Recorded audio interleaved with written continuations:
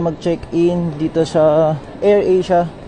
So, pag mag-check-in ka ngayon, pabalik ng Korea, papakita mo ay OEC, bibigay mo yun, dapat naka-photocopy, naka-print.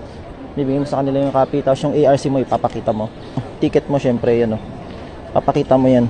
Tapos, yun, pag napakita mo na all goods na, syempre, passport pala, ARC, passport, OAC. Ayan yung mga kailangan, tandaan nyo.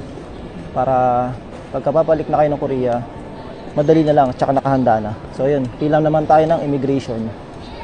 So e-travel is required to all Filipino passenger. So pagpapila na kayo ng immigration, handa nyo na yung e-travel nyo. So kailangan yan. Papasok na tayo. Yung i-check yung mga bagahe nyo.